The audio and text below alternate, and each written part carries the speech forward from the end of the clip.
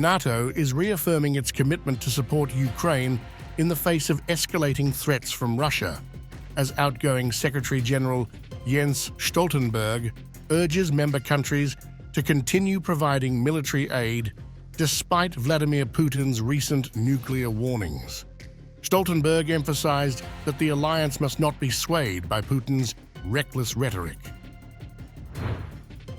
Stoltenberg's remarks came after Putin declared that Russia might consider using nuclear weapons if it faced attacks from conventional missiles.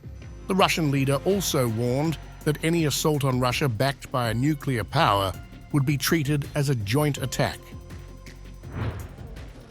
As discussions among the United States and its allies continue regarding the potential for Ukraine to launch strikes deep into Russian territory using Western conventional missiles, Stoltenberg cautioned against allowing Putin's rhetoric to influence NATO's actions. What we have seen is a pattern of reckless Russian nuclear rhetoric and messaging, and this fits into that pattern.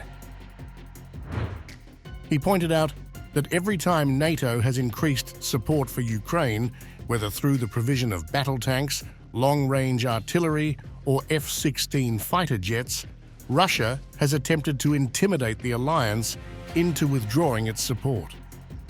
However, Stoltenberg insisted that these threats have not been effective and that NATO must remain committed to assisting Ukraine. Stoltenberg also clarified that there has been no significant change in Russia's nuclear posture that necessitates a response from NATO. He highlighted that the greatest risk to the alliance would occur if Putin were to achieve victory in Ukraine. Then the message will be that when he used military force, but also when he threatened NATO allies, then he gets what he wants, and that will make us all more vulnerable. In a war, there are no risk-free options. The Biden administration has been cautious about allowing Ukraine to target deep within Russia using long-range missiles like the ATACMs, fearing it might escalate tensions and provoke retaliation. Some Western officials also question the effectiveness of such strikes in shifting the balance of the conflict. Looking to the future, Stoltenberg stressed that any negotiations to end the conflict must include security guarantees for Ukraine, particularly from the United States. Without such guarantees, he warned that Russia would likely ignore any agreed-upon borders, citing past failures of agreements made to resolve the ongoing conflict that began in 2014.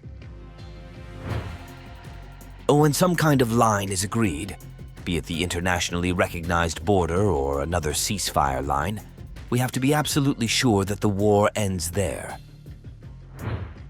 While Stoltenberg does not believe it is possible to change Putin's mindset regarding Ukraine, he expressed hope that raising the costs of continued aggression might eventually lead Russia to recognize Ukraine's sovereignty and independence.